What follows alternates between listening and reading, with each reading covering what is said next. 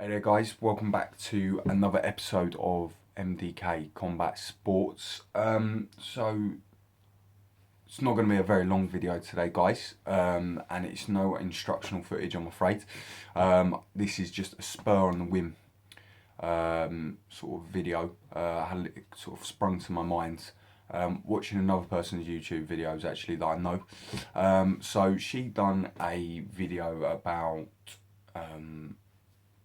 what girls keep in their handbag, and I mean, I'm not a girl, I don't have a handbag unfortunately, but it gave me an idea for us martial artists. So today I'm going to do a video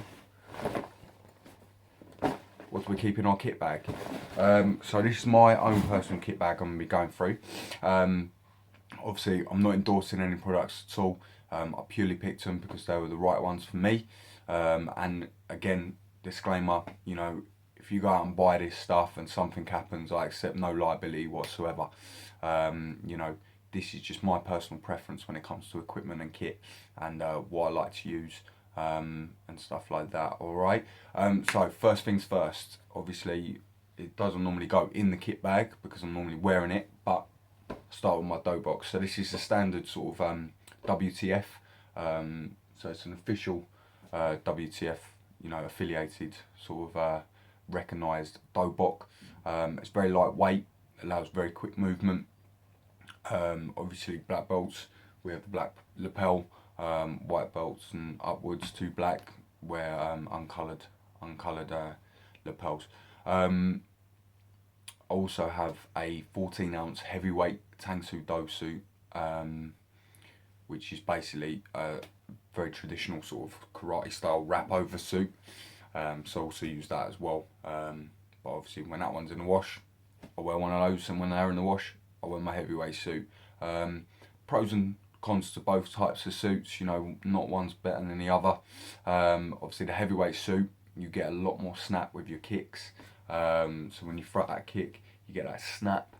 But with these ones, obviously when you're training, it's a hard class, or you just want to be a bit lighter on your feet, definitely go for this one. After that then, obviously it goes hand in hand with the suit belt. I normally keep a spare one in my kit bag, just so I don't ever forget.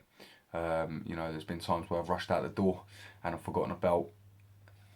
Everybody knows the rules, you go stand at the back, you're a white belt for that lesson. So I always keep a spare one in my bag, but I normally wear one anyway. I wear my suit 2 class, it just saves time, saves getting changed, etc. like that. So yeah, next things, so obviously sparring, need some kit for sparring. So one of the most important bits, gum shield. Never used to like wearing them. I've got awful gag reflex, so if anything goes in my mouth, I'd be just wanting to throw up. However, I found this one. It's one of the Shock Doctor ones. It's actually got the gel bits, so when you bite down into it, it molds your teeth. I found these fit a lot better, and they're just a bit more comfier for me, and they don't make me feel so gaggy and ill. But yeah, very important bit of kit. Obviously a must for competitions, a must for sparring. You know, I know a black belt that actually took a spinning kick to the face, and lost all of his front teeth because he wasn't wearing a gum shield, and he stresses the importance of these. So I listen to him and I always wear a gum shield, so that always stays in my bag. Next important bit of kit, groin guards.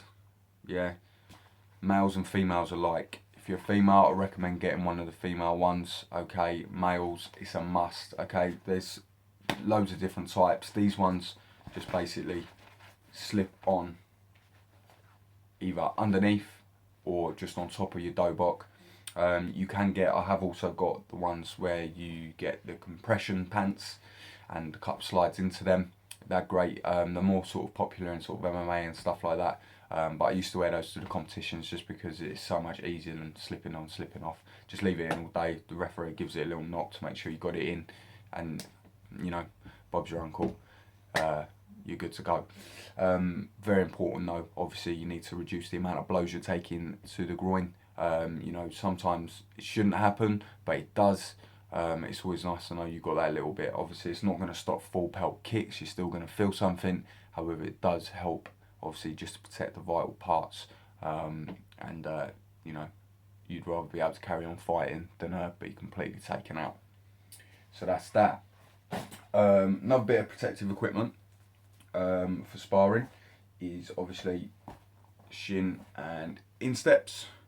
So these basically cover your leg, so your foot sticks in there and your leg goes here like that. Different clubs have different rules and regulations on them.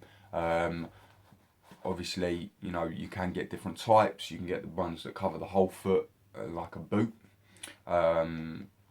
My personal preference is, though, I prefer these ones just because the foot's more open. So when you're in it, your foot's more open. I feel like I can move a bit better. I don't really like anything being on the bottom of my feet when I'm moving. It just distracts me, makes me feel uncomfortable, and stuff like that. But yeah, they're a must as well. These ones were from Quan. They're very lightweight, really comfortable. But obviously it entirely depends on your instructor and your club as to what you can wear.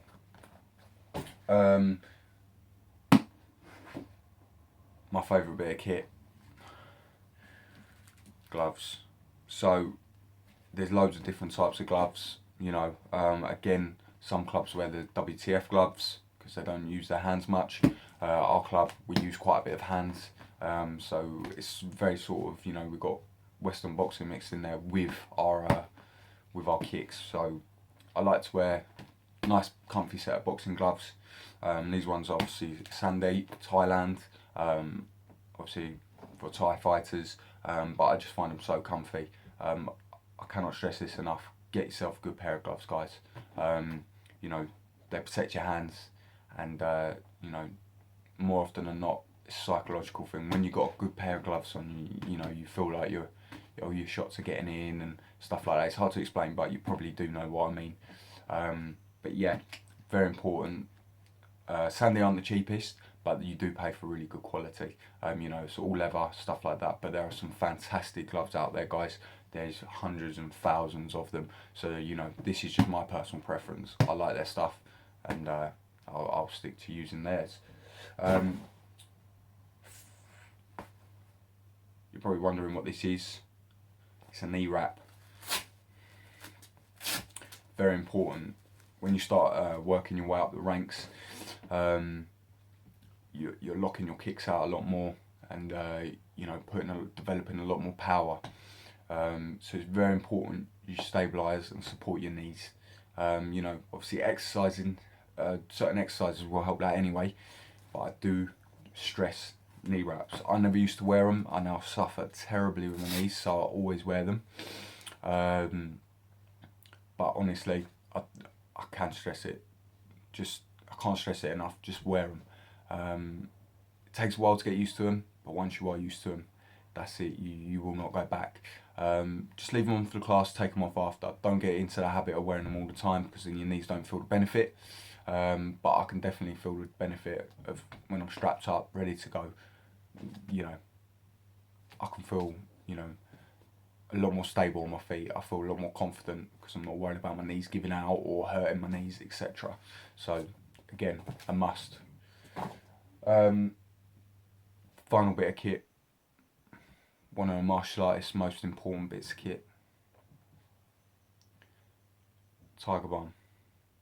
Available from all your local pharmacies, or supermarkets now sell it. Traditional Chinese herbal rub. Very similar to deep heat. Smells a lot better. For me, it works a lot better. You don't need to use a lot of it, hence why the tub is very, very small. And I've had that for about a year now. It's just nice warming feeling. Really sorts out those muscle aches and joint pains. You know, it's good for anything. Don't do what I don't know. I made a mistake of putting it in my bath. Obviously, sensitive areas end up going on fire, so be careful. Make sure you wash your hands after using it, because if you get it on anything, it will taste like it, and the smell will stay on there forever. Obviously, if you're rubbing your eye and stuff and you've got Tiger Balm on it, it's there to heat up, so your eye will be on fire. That's about it really, guys. Obviously, aside from the usual bits, can of deodorant maybe, and a bottle of water. Apart from that, very basic. I don't really like having loads of kit. Normally, you know, carry like strike shield around, stuff like that, just in the back of the car. Make sure when I get to classes I've got some kit there as well. Maybe some hand mitts as well, some hand pads. But apart from that, my own personal kit bag, not very big at all. I don't really see the point in having loads and loads of flashy kit. If it works for you, stick with it. You know, there's always bits and bobs you can add to it, and you know, just take it from there, guys. That's, like I said, that's my personal kit. It's my personal preference. By no means am I saying go out and buy it. This is the one. Don't ever look back. You know, I just get good results from it, and it's just something, you know, just thought I'd do a little video about it. So stay tuned, guys, and fingers crossed we'll be seeing you very soon. We've got some good ideas, obviously, for this year, and yeah, fingers crossed we'll be seeing you soon. All right, like, subscribe, share, obviously, follow me on Instagram, Tom by Fitch, and we'll take it from there. All right, take care. Bye bye.